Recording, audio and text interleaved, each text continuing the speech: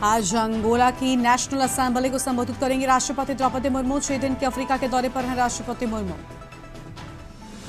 बिहार में कल दूसरे चरण की 122 सीटों पर होगी वोटिंग। 1302 उम्मीदवारों की किस्मत का फैसला करेंगे मतदाता। नागालैंड के दौरे पर रहेंगे लोकसभा के स्पीकर ओम बिरला। कोहिमा में राष्ट्रमंडल संसदीय संघ के सम्मेलन में शामिल होंगे स्पीकर। दिल्ली में एमसीडी उपचुनावों के नामांकन का आज आखिरी दिन। बीजेपी, कांग्रेस और आप ने जारी की उम्मीदवारों की सूची।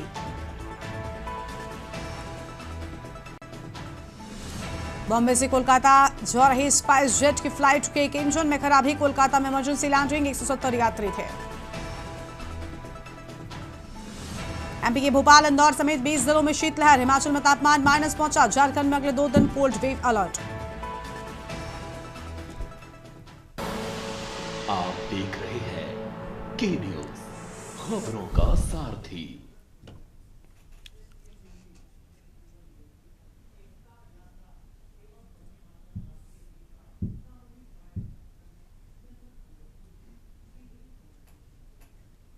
नमस्कार, लाइव न्यूज में आप सभी का स्वागत है। मैं हूं आपके साथ गरिमा वाजपेयी। खबरों में आगे बढ़ेंगे उससे पहले सीधा आपको गोरखपुर लेकर चलते हैं, जहां पर मुख्यमंत्री योगी पहुंचे में क्या कुछ कह रहे हैं, सुनते हैं। 31 अक्टूबर की तिथि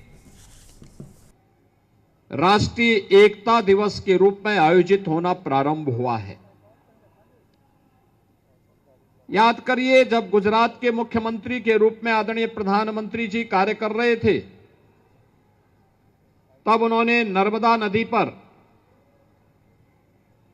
जो सबसे बड़ा डैम बनाया था, उसका नाम सरदार सरोवर रखा। सरदार सरोवर डैम के माध्यम से उन्होंने एक ऐसे स्थल को जो वीरान था, आज देश और दुनिया का एक बेहतरीन टूरिज्म के डेस्टिनेशन के रूप में स्थापित कर दिया। कारण है, लौह पुरुष सरदार वल्लभ भाई पटेल की जो प्रतिमा है, दुनिया की जितनी भी प्रतिमाएं अब तक बनी हैं, उन सब में सबसे विशाल और विराट प्रतिमा केवड़िया गुजरात में सरदार सरोवर के तट पर लगी है। ये प्रतिमा यूनिटी ऑफ स्टैच्यू है, भारत की एकता की मूर्ति है, जो लौह पुरुष के रूप में पूरे भारत को मार्गदर्शन दे रहा है। और गुजरात के सरदार सरोवर के तट पर स्थित ये प्रतिमा केवल एक प्रतिमा नहीं है। याद करिए, जब मोदी जी मुख्यमंत्री थे, गुजरात के मुख्यमंत्री के रूप में उन्होंने पूरे देश से भारतीय जनता पार्टी और उसके आनुषंगिक संगठनों से 2013 में अन्नदाता किसानों से, श्रमिकों से, नागरिकों से लोहा एकत्र करवाया था। घर का फालतू लोहा दान करो, मिट्टी दान करो। भारत की माटी और भारत का लोहा जब बनेगा, एक साथ मिलेगा, तो दुनिया की सबसे बड़ी प्रतिमा स्थापित होगी। और यूनिटी ऑफ स्टैच्यू जो लौह पुरुष सरदार वल्लभ भाई की और दुनिया की अब तक की सबसे बड़ी प्रतिमा बनी है, वह लौह पुरुष सरदार वल्लभ भाई पटेल की गुजरात में केवड़िया में स्थित। 31 अक्टूबर को पूरे देश के अंदर यूनिटी फॉर रन के रूप में राष्ट्रीय एकता दौड़ का आयोजन हर एक जनपद में आयोजित हुआ। अनेक प्रकार के कार्यक्रम इस दौरान प्रारंभ हुए। लौह पुरुष सरदार वल्लभ भाई पटेल के व्यक्तित्व और कृतित्व से जुड़े हुए विभिन्न प्रसंगों को लेकर के भारतीय जनता पार्टी ने भी और सरकार के स्तर पर भी अनेक प्रकार के कार्यक्रम प्रारंभ होने शुरू हुए। स्वदेशी का मामला हो, स्वावलंबन का मामला हो, राष्ट्रीय एकता के सामने जो चुनौतियां हैं, इन चुनौतियों को लेकर के होने वाले कार्यक्रम हो, व्यापक जन जागरण की दृष्टि से ये कार्यक्रम चल रहे हैं। रन फॉर यूनिटी के साथ ही यह कार्यक्रम पूरे देश के अंदर बृहद पैमाने पर प्रारंभ हुए हैं और वर्तमान में आज से भारतीय जनता पार्टी 75 जनपदों में रन फॉर यूनिटी के कार्यक्रम के बाद अब एकता यात्रा का प्रारंभ कर रही है। और इसमें मेरा सौभाग्य है कि मुझे बाबा गोरखनाथ की इस पावन धरा पर आप सबके बीच में इस एकता यात्रा कार्यक्रम का शुभारंभ करने का अवसर प्राप्त हो रहा है। ये एकता यात्रा हर 403 विधानसभा क्षेत्रों में आयोजित होने जा रही है। हर विधानसभा क्षेत्र में 10 किलोमीटर की यात्रा, व्यापक जन जागरण के कार्यक्रम, स्वदेशी और स्वावलंबन को ध्यान में रख करके प्रत्येक नागरिक के मन में राष्ट्रीयता का भाव पैदा हो। और ये सुखद संजोग है कि सरदार वल्लभ भाई पटेल जी की 150वीं जयंती कार्यक्रम के समारोह तो प्रारंभ हुए ही है। यह वर्ष भारत के राष्ट्रगीत वंदे मातरम के भी 150वें वर्ष में प्रवेश करने के उपलक्ष्य में भी आयोजित हो रहे हैं। आप याद करिए, एक ऐसा गीत जिसने पूरे भारत की सोई हुई चेतना को जागरूक करके भारत की आजादी के आंदोलन को, कौन ऐसा क्रांतिकारी रहा हो 1876 के बाद जिसने देश की आजादी के दौरान वंदे मातरम का उद्घोष न किया हो। हर क्रांतिकारी वंदे मातरम का उद्घोष करके देश की आजादी की आंदोलन में कूद पड़ा था। क्या विद्यार्थी, क्या बच्चे, क्या युवा, क्या अधेड़, क्या बुजुर्ग, क्या महिला, क्या पुरुष, किसी भी उम्र का व्यक्ति, वंदे मातरम एकमात्र उसके जीवन का मंत्र बन गया था। और देखते ही देखते वंदे मातरम कई घोष विदेशी दासता से भारत को मुक्त करने का मंत्र बन गया। अनुमान करिए, जो मंत्र भारत की आजादी का कारण बना हो, उस मंत्र को भी लोगों ने सांप्रदायिक कह करके उसमें संशोधन करने का प्रयास कांग्रेस ने किया।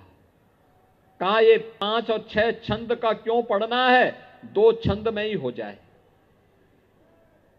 मेरा यह मानना है, कोई व्यक्ति हो, कोई जाति, कोई मत, कोई मजहब, वह किसी राष्ट्र से बढ़कर के नहीं हो सकता है। हम सब भारतवासियों को इस बारे में ध्यान रखना होगा। हमारी आस्था हमारी जगह।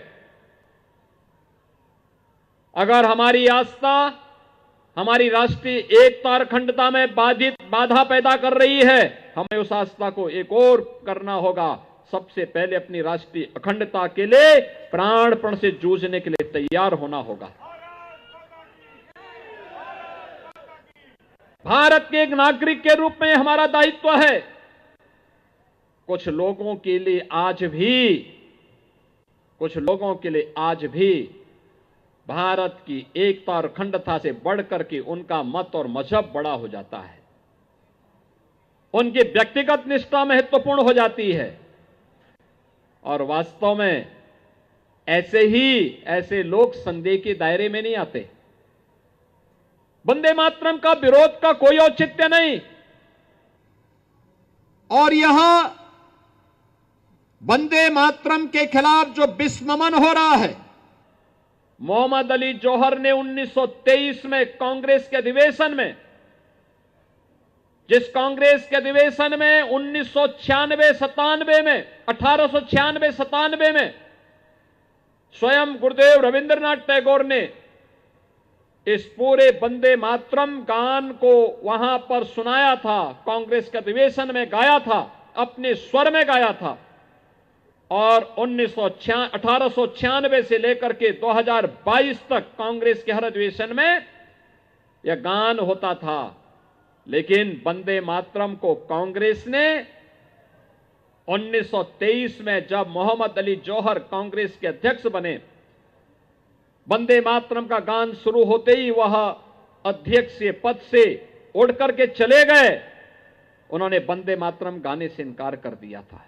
बहनों और भाइयों, वंदे मातरम का इस प्रकार का विरोध यही भारत के विभाजन का दुर्भाग्यपूर्ण कारण बना था। कांग्रेस ने अगर उस समय मोहम्मद अली जौहर को अध्यक्ष पद से बेदखल करके वंदे मातरम के माध्यम से भारत की राष्ट्रीयता का सम्मान किया होता, भारत का विभाजन नहीं होता। बाद में कांग्रेस ने एक कमेटी बनाई संशोधन करने के लिए कि वंदे मातरम गीत में ही संशोधन कर दिया जाए। 1937 में रिपोर्ट आई और कांग्रेस ने कहा कि इसमें कुछ ऐसे शब्द हैं जो भारत माता को दुर्गा के रूप में, लक्ष्मी के रूप में, सरस्वती के रूप में प्रस्तुत करते हैं, इनको संशोधन कर दिया जाए। अरे ये गीत धरती माता की उपासना का गीत है और भारत का ऋषि तो हमेशा कहता रहा है, हम सबका आह्वान करता रहा है, हर एक भारतीय का आह्वान करता रहा है और वह आह्वान रहा है माता भूमि पुत्रोहम पृथिव्या का। हम सबके संस्कार है, धरती हमारी माता है, हम सब इसके पुत्र हैं और पुत्र होने के नाते अगर मां के सम्मान में कहीं कोई आंच आती है, एक पुत्र के नाते हमारा दायित्व बनता है कि हम उसके खिलाफ खड़े हों। लेकिन बहनों और भाइयों, कांग्रेस की यह तुष्टीकरण की नीति दुर्भाग्य से 1947 में देश के विभाजन का कारण भी बनी और आज भी हम सब ये मानते थे कि जो लोग भारत के अंदर हैं, ये सभी भारत के प्रति निष्ठावान होकर के भारत की एकता और अखंडता के लिए कार्य करेंगे। लेकिन जब अखिल भारतीय स्तर पर वंदे मातरम राष्ट्रीय गीत के 150 वर्ष पूर्ण होने के उपलक्ष्य में आयोजन प्रारंभ हुए तो फिर वही स्वर फूटना प्रारंभ हो गया। समाजवादी पार्टी के एक सांसद ने फिर से विरोध करना प्रारंभ कर दिया। ये वही लोग हैं जो लोग लौह पुरुष सरदार वल्लभ भाई पटेल, जो भारत की अखंडता के शिल्पी हैं, 31 अक्टूबर को सरदार वल्लभ भाई पटेल की जयंती के कार्यक्रम में शामिल नहीं होते, लेकिन जिन्ना को सम्मान देने के किसी कार्यक्रम में शर्मनाक तरीके से शामिल होते हैं। बहनों और भाइयों, हम सबको याद रखना होगा, अगर राष्ट्र के इन महापुरुषों को सम्मान न मिला, कहां जाएगा हमारा देश? ये उग्रवाद, ये नक्सलवाद, ये आतंकवाद जो लगातार भारत की एकता और अखंडता को चुनौती दे रहा है, जो भी भारत के राष्ट्रीय महापुरुषों का, क्रांतिकारियों का अपमान करते हैं, वे प्राकांतर में उन अलगाववादी ताकतों के दुस्साहस को बढ़ाने का ही कार्य करते हैं, जिनके कारण भारत की एकता को, भारत की राष्ट्रीयता को एक चुनौती मिलती है। आज हमारा दायित्व बनता है हम उन कारणों को ढूंढें जो समाज को बांटने वाले हैं। ये जाति के नाम पर, क्षेत्र के नाम पर, भाषा के नाम पर ये विभाजन, ये नए जिन्ना को पैदा करने की साजिश का हिस्सा है। हमें याद करना होगा, अब भारत के अंदर फिर से कोई नया जिन्ना पैदा ना होने पाए, और वो जिन्ना अगर पैदा होने का साहस करता है तो हमें उससे पहले कि वो भारत की अखंडता को चुनौती दे, उसको पहले ही दफन करके रख देना होगा। इसके लिए भारत के हर नागरिक को खड़ा होना होगा और इसी के लिए आज ये एकता यात्रा जहां हर नागरिक की भारत की एकता और अखंडता के प्रति प्रतिबद्धता का समर्थन करता है, वहीं लौह पुरुष सरदार वल्लभ भाई पटेल के द्वारा किए गए योगदान को, स्वदेशी स्वावलंबन के प्रति उनके द्वारा किए गए योगदान, उनके संघर्षों का स्मरण कराने का भी हमारे पास एक अवसर देता है। मैं इस अवसर पर आप सभी का आह्वान करूंगा, कभी आपको केवड़िया गुजरात जाने का अवसर प्राप्त हो तो सरदार सरोवर के तट पर लौह पुरुष सरदार वल्लभ भाई पटेल की बनी हुई दुनिया की सबसे बड़ी प्रतिमा का दर्शन करने जरूर जाएं। प्रधानमंत्री मोदी जी के प्रति कृतज्ञता ज्ञापित जरूर करें कि भारत के महापुरुषों को, अपने पूर्वजों को कैसे सम्मान दिया जाना चाहिए, उस सम्मान के प्रतीक के रूप में लौह पुरुष सरदार वल्लभ भाई पटेल को की सबसे बड़ी प्रतिमा गुजरात में केवड़िया में स्थापित की गई है। बहन और भाइयों, यही है अपने महापुरुषों के प्रति श्रद्धा और सम्मान का भाव, और उसी श्रद्धा और सम्मान के भाव के साथ आज हम सब यहां पर इस एकता यात्रा के साथ जुड़ रहे हैं। मेरा आह्वान होगा, स्कूल कॉलेजेस में इसमें डिबेट होनी चाहिए। लौह पुरुष सरदार वल्लभ भाई पटेल के मुद्दे को लेकर के हमें चर्चा पर चर्चा का हिस्सा इसको बनाना चाहिए। वंदे मातरम राष्ट्रीय गीत के प्रति सम्मान का भाव होना चाहिए। अब ये केवल लौह पुरुष सरदार वल्लभ भाई पटेल के साथ ही राष्ट्रगीत वंदे मातरम भी उत्तर प्रदेश के हर विद्यालय में गायन इसका अनिवार्य करेंगे, हर शिक्षण संस्थान में इसका गायन अनिवार्य करवाएंगे, जिससे उत्तर प्रदेश के अंदर हर नागरिक के मन में भारत माता के प्रति, अपनी मातृभूमि के प्रति श्रद्धा और सम्मान का भाव जागरूक हो सके। और उसी भाव के साथ आज हम सब यहां पर आए हैं। आज के इस अवसर पर मैं एक बार फिर से गोरखपुर महानगर की इकाई को इस बात के लिए धन्यवाद दूंगा कि उन्होंने इस राष्ट्रीय एकता यात्रा को आज यहां पर गोरखपुर में प्रारंभ करने और इस यात्रा में मुझे शामिल होने का अवसर दिया है। इस यात्रा में शामिल होने के लिए आए हुए आप सभी महानुभावों का मैं हृदय से अभिनंदन करता हूं, स्वागत करता हूं। आज के इस अवसर पर मैं केवल आपसे एक बात कहना चाहूंगा, याद करना, लौह पुरुष सरदार वल्लभ भाई पटेल ने जो बातें कही थी उनमें से दो बातें बहुत महत्वपूर्ण हैं। उन्होंने कहा था कि स्वतंत्रता का अर्थ केवल आजाद होना नहीं है, बल्कि जिम्मेदारी से राष्ट्र की सेवा करना भी है। दूसरा उन्होंने कहा था, जिस देश का युवा जागृत होता है उस देश को कोई गुलाम नहीं बना सकता।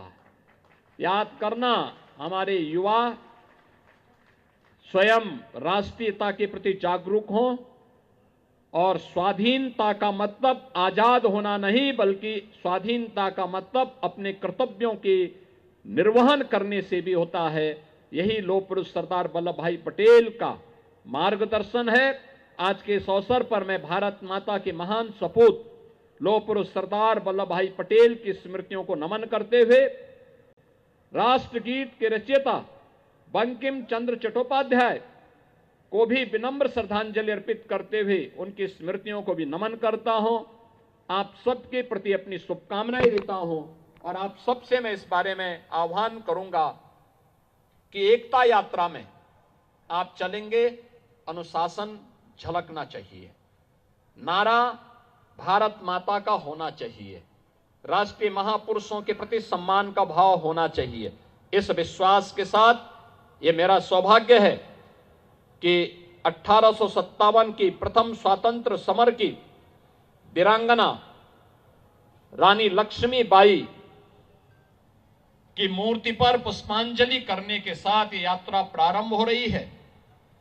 टाउन हॉल चौराहे पर हम लोग राष्ट्रपिता महात्मा गांधी को सम्मान देंगे। वहां पुष्पांजलि करने के बाद ये यात्रा गोलघर होते हुए और सीधे अपने मार्ग से होते हुए काली मंदिर पर, जो वहां पर लौह पुरुष सरदार वल्लभ भाई पटेल की प्रतिमा पर माल्यार्पण करने के उपरांत अपनी यात्रा आगे जाएगी और फिर इसका समापन गीता वाटिका में समारोह होगा। हम सब जो भी यात्रा के साथ जाएंगे पूरी शालीनता के साथ, पूरे उत्साह के साथ, पूरे अनुशासन के साथ इस आयोजन का हिस्सा बनेंगे। इस विश्वास के साथ आप सबके प्रति मैं हृदय से अपनी शुभकामनाएं देता हूं। धन्यवाद। जय हिंद। महाराज जी के नेतृत्व में हम सभी लोग एकता यात्रा में शामिल होंगे।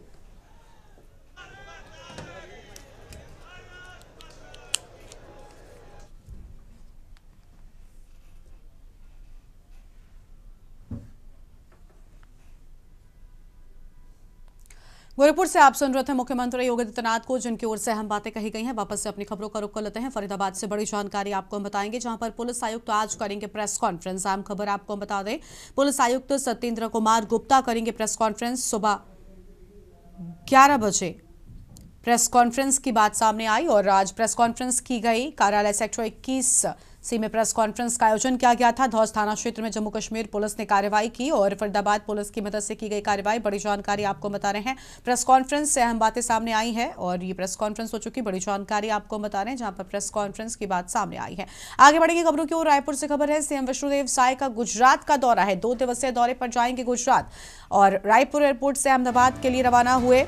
गुजरात में मुख्यमंत्री भूपेंद्र पटेल से मुलाकात की बात सामने आई है। बड़ी जानकारी आपको हम बता रहे हैं, सेम हाउस में इन्वेस्ट गुजरात कार्यक्रम में शामिल होंगे। बड़ी जानकारी आपको हम बता दें,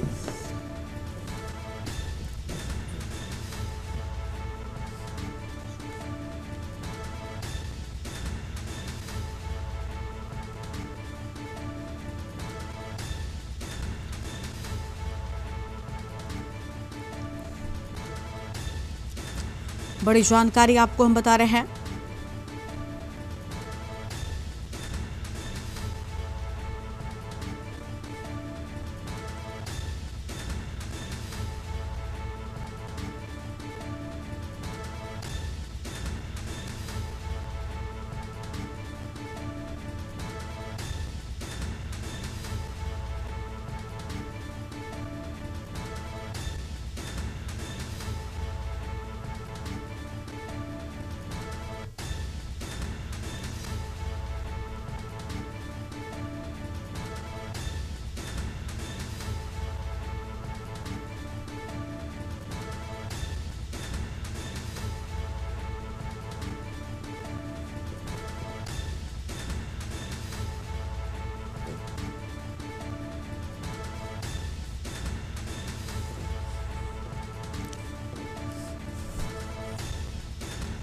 गुजरात में मुख्यमंत्री भूपेंद्र पटेल से मुलाकात करेंगे। बड़ी जानकारी आपको हम बता रहे हैं। सीएम डैशबोर्ड एवं सीएम जन शिकायत सिस्टम का प्रोजेक्शन भी देखेंगे CM Sai. Namtech global skill college का भी दौरा करेंगे। गुजरात प्रवास के दौरान वो कमरिया भी जाएंगे और स्टैच्यू ऑफ यूनिटी में आयोजित भारत पर्व 2025 में शामिल होंगे। कार्यक्रम के बाद एकता प्रकाश पर्व में भाग लेंगे सीएम साय। अहम जानकारी आपको बता रहे थे। आगे बढ़ेंगे खबरों की ओर। अगली खबर दिल्ली से है, जहां पर आज से जनगणना 2027 का पहला प्री टेस्ट शुरू हुआ। बड़ी खबर आपको बता दें, केंद्र सरकार आज से शुरू करेगी जनगणना का पहला प्री टेस्ट। जनगणना 2027 का पहला प्री टेस्ट 10 से 30 नवंबर तक चलेगा। जनगणना को लेकर जून में जारी किया जाएगा गजट। अहम खबर आपको हम बता रहे हैं।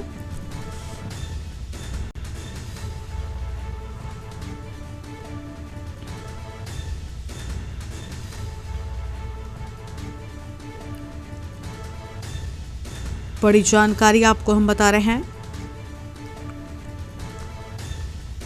जनगणना 2027 का पहला प्री टेस्ट 10 से 30 नवंबर तक चलेगा। अहम खबर आपको हम बता दें, जनगणना को लेकर जून में जारी किया जाएगा गजट। अहम खबर आपको हम बता रहे हैं।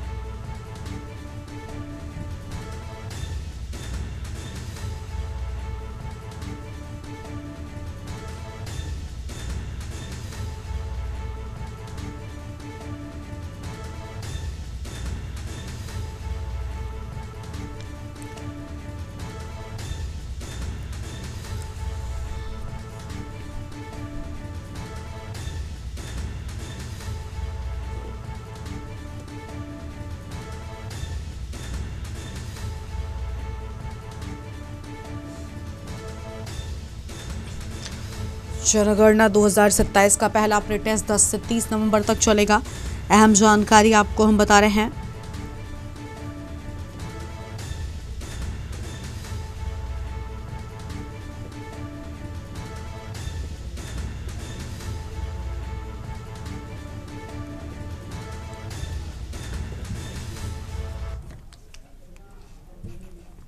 अगली खबर है दिल्ली से, जहां पर विदेश के दौरे पर राष्ट्रपति द्रौपदी मुर्मू आज अंगोला की नेशनल असेंबली को संबोधित करेंगी। 6 दिनों के अफ्रीका के दौरे पर है राष्ट्रपति द्रौपदी मुर्मू। राष्ट्रपति अंगोला के बाद पड़ोसी देश बोत्सवाना जाएंगी। राष्ट्रपति, बड़ी जानकारी आपको हम बता रहे हैं राष्ट्रपति के दौरे से जुड़ी ये बड़ी खबर।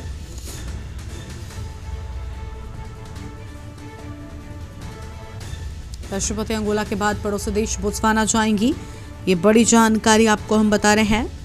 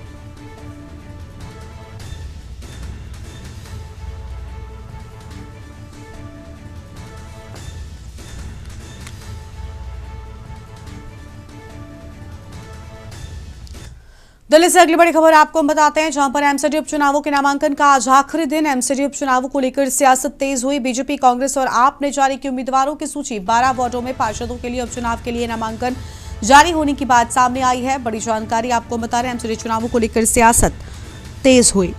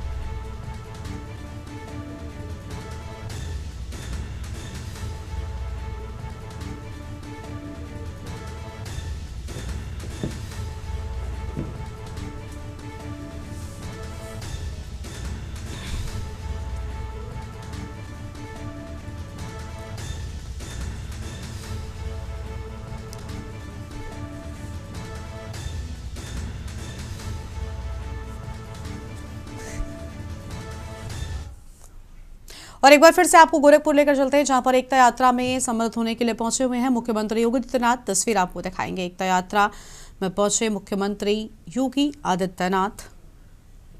लगभग 2 किलोमीटर की यात्रा बताई जाती है और मुख्यमंत्री इसमें पहुंचे हुए हैं। बड़ी संख्या में लोग भी शामिल हैं। एकता यात्रा और राष्ट्रगीत वंदे मातरम का सामूहिक गायन कार्यक्रम भी होगा। गोरखपुर से ये तस्वीर आपको हम दिखा रहे हैं।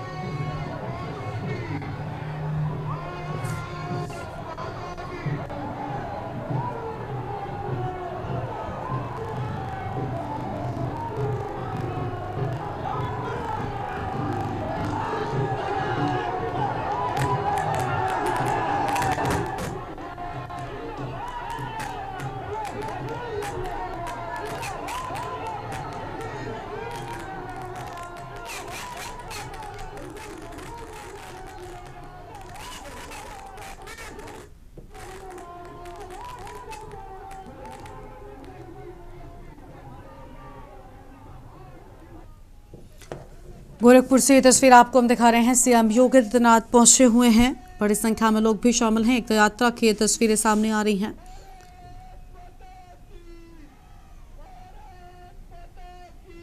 साथ में स्वतंत्र देव सिंह भी इस यात्रा में मौजूद नजर आ रहे हैं। गोरखपुर से ये तस्वीर आपकी टीवी स्क्रीन पर।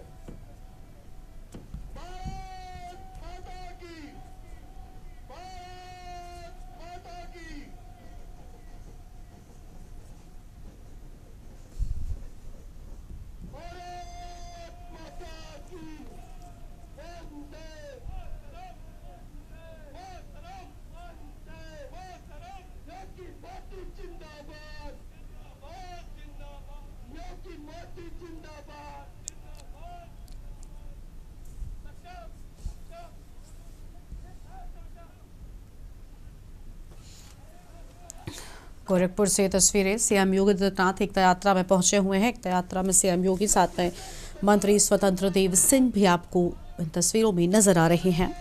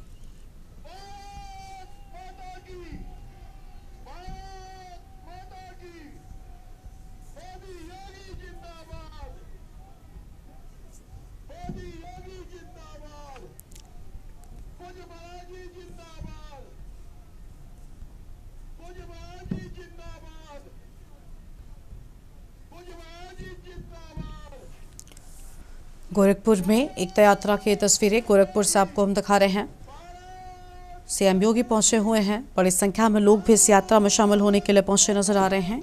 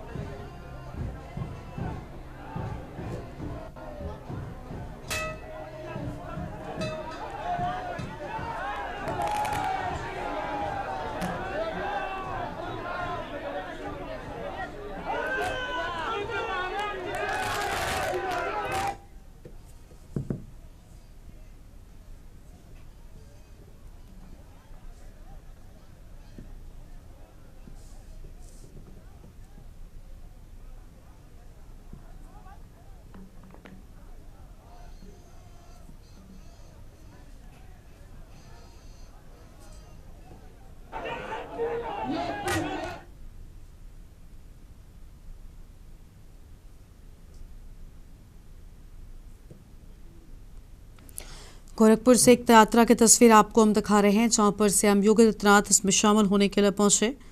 बड़ी संख्या में लोग भी मौजूद नजर आए हैं। महात्मा गांधी की प्रतिमा पर माल्यार्पण करते हुए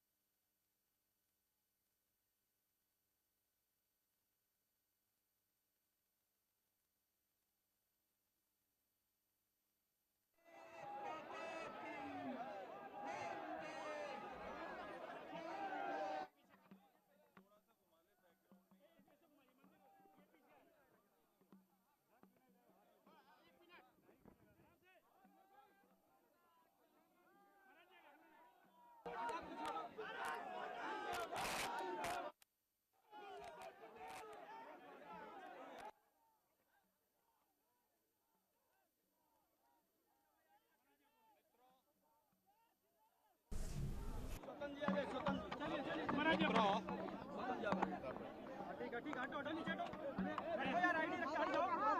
लौह पुरुष सरदार वल्लभ भाई पटेल की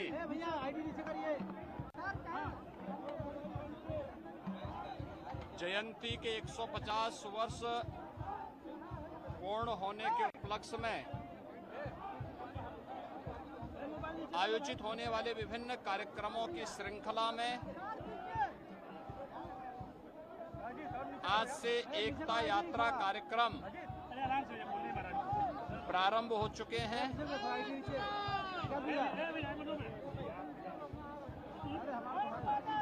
हम सब जानते हैं कि 31 अक्टूबर राष्ट्रीय स्तर पर लौह पुरुष सरदार वल्लभ भाई पटेल की जयंती का आयोजन हो सके। सरदार अटल बिहारी वाजपेयी जी जब प्रधानमंत्री थे, उन्होंने इस कार्य को आगे बढ़ाया था। प्रधानमंत्री के रूप में जब आदरणीय मोदी जी आए तो उन्होंने 31 अक्टूबर की तिथि को राष्ट्रीय एकता दिवस के रूप में मनाने का निर्णय लिया। लौह पुरुष सरदार वल्लभ भाई पटेल जो भारत की अखंडता के शिल्पी हैं, उनके प्रति कृतज्ञता ज्ञापित करते हुए मोदी जी ने सरदार सरोवर पर नर्मदा नदी के तट पर गुजरात के केवड़िया में पूरे देश भर के अन्नदाता किसानों और श्रमिकों से एकत्र किया गया लोहा और प्रत्येक गांव की मिट्टी को एकत्र करवा करके लौह पुरुष सरदार वल्लभ भाई पटेल की दुनिया की सबसे बड़ी प्रतिमा को स्थापित करने का कार्य वहां पर किया। आज वह दुनिया का टूरिज्म का एक बेहतरीन केंद्र के रूप में स्थापित हुआ है। लौह पुरुष सरदार वल्लभ भाई पटेल के प्रति, राष्ट्र के प्रति उनकी योगदान के लिए कृतज्ञता ज्ञापित करते हुए भारतीय जनता पार्टी ने इस एकता यात्रा का आयोजन भी किया है। उनके जन्मदिन के अवसर पर प्रत्येक जनपद में राष्ट्रीय एकता दौड़ रन फॉर यूनिटी के कार्यक्रम संपन्न हुए। अब उत्तर प्रदेश के अंदर 403 विधानसभा क्षेत्रों में एकता यात्रा का आयोजन हो रहा है। आज गोरखपुर नगर में 10 किलोमीटर की एकता यात्रा का मैंने शुभारंभ किया है। हजारों की संख्या में गोरखपुर के नागरिकगण इस एकता यात्रा का हिस्सा बने हुए हैं, जो राष्ट्रीय एकता और अखंडता के प्रति अपनी प्रतिबद्धता को दोहरा रहे हैं। ये हमारा सौभाग्य है कि लौह पुरुष सरदार वल्लभ भाई पटेल की 150 वर्ष जयंती के पूर्ण होने और वंदे मातरम राष्ट्रगीत के 150वें वर्ष में प्रवेश करने के उपलक्ष्य में भी पूरे देश के अंदर कार्यक्रम शुरू हो चुके हैं। राष्ट्रगीत वंदे मातरम के प्रति कृतज्ञता ज्ञापित करते हुए हर स्कूल कॉलेजेस में इस गीत का वाचन हो, सामूहिक गायन हो, यह हर एक के लिए आवश्यक है। राष्ट्रीय एकता और अखंडता को कमजोर करने वाले उन कारकों को ढूंढना पड़ेगा, उस पर प्रभावी प्रहार करना पड़ेगा, जिससे आने वाले समय में कोई दूसरा जिन्ना पैदा होकर के भारत की अखंडता को चुनौती न देने पाए। इस दृष्टि से आज की एकता यात्रा व्यापक जन जागरण का आह्वान कर रही है। लौह पुरुष सरदार वल्लभ भाई पटेल ने भी देशवासियों का आह्वान किया था कि स्वतंत्रता का मतलब केवल आजादी नहीं बल्कि राष्ट्र के प्रति हमारी जिम्मेदारियों का एहसास हमें कराता है। देश के युवाओं के लिए भी उन्होंने कहा था कि जिस देश का युवा जागरूक होगा, जागृत होगा, उस देश में कभी गुलामी नहीं आ सकती। हमें इन दोनों बातों को ध्यान में रख करके सदैव आगे बढ़ना होगा। ये राष्ट्रीय एकता इसी बात को आगे बढ़ाने का कार्य कर रही है। इस अवसर पर मैं एक बार फिर से लौह पुरुष सरदार वल्लभ भाई पटेल की स्मृतियों को नमन करता हूं। प्रदेशवासियों की ओर से उन्हें विनम्र श्रद्धांजलि अर्पित करता हूं और इसके साथ ही राष्ट्रगीत वंदे मातरम के रचयिता बंकिम चंद्र चट्टोपाध्याय की स्मृतियों को भी नमन करते हुए इन्हें विनम्र श्रद्धांजलि अर्पित करता हूं।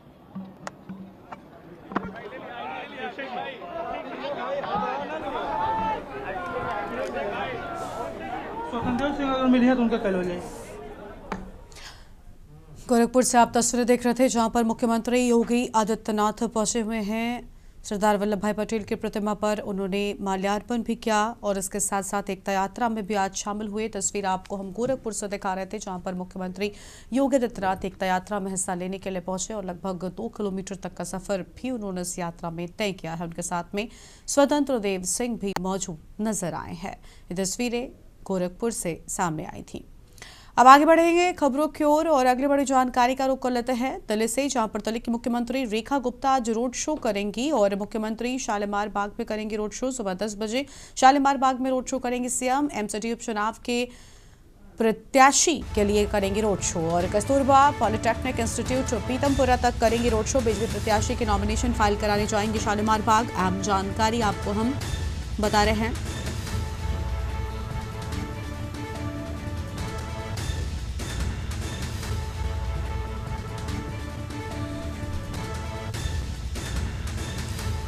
बड़ी खबर आपको हम बता दें जहां पर सुबह 10 बजे शालीमार बाग में रोड शो की बात सामने आई है।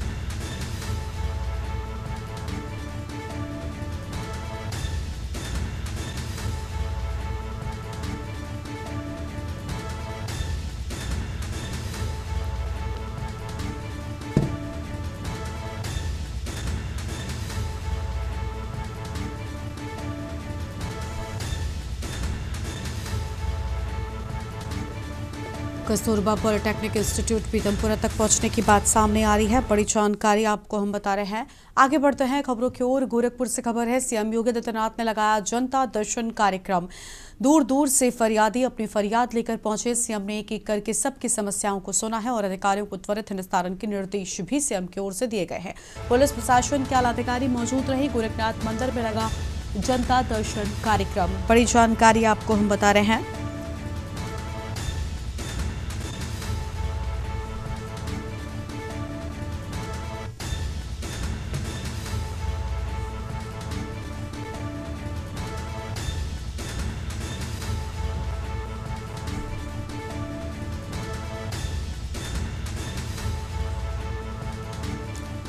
अहम जानकारी आपको हम बता दें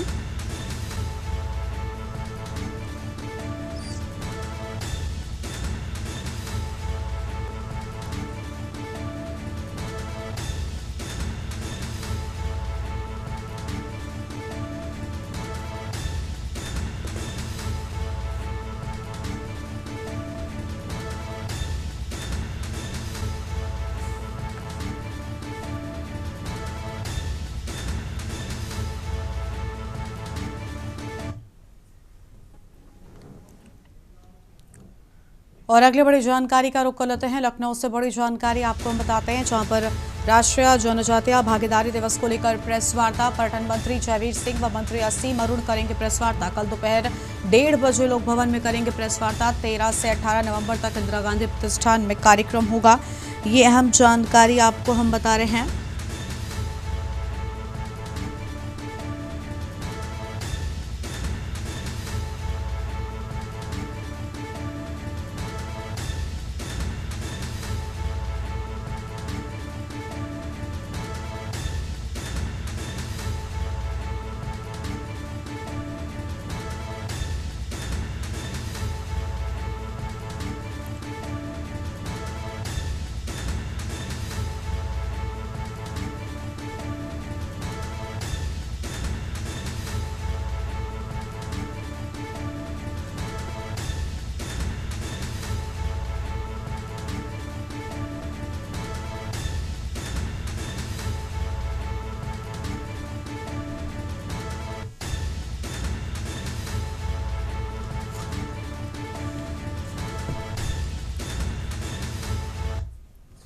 अगली खबर सिद्धार्थनगर से आपको हम बताते हैं। बड़ी जानकारी सिद्धार्थनगर से सामने आ रही है। सिद्धार्थ विश्वविद्यालय कपिलवस्तु के दीक्षांत को लेकर अहम खबर। नवे दीक्षांत समारोह में पहुंची राज्यपाल आनंदीबेन पटेल।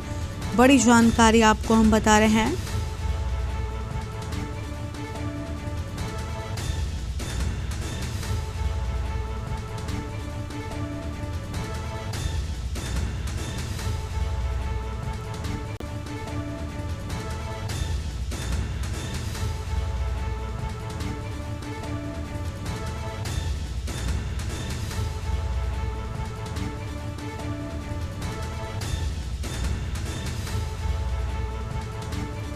अहम जानकारी सिद्धार्थनगर से आपको बता दें कि दीक्षांत समारोह में पहुंची राज्यपाल आनंदीबेन पटेल। सिद्धार्थ विश्वविद्यालय कपिलवस्तु का दीक्षांत समारोह। अहम जानकारी आपको हम बता रहे हैं।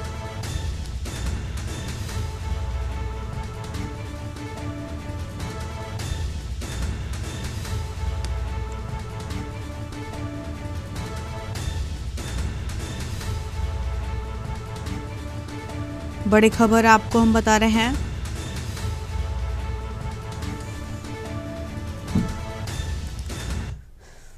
इस बुलेटिन में इतना ही। तमाम बड़ी खबरों के लाभ देखते हुए के न्यूज़ इंडिया। नमस्कार।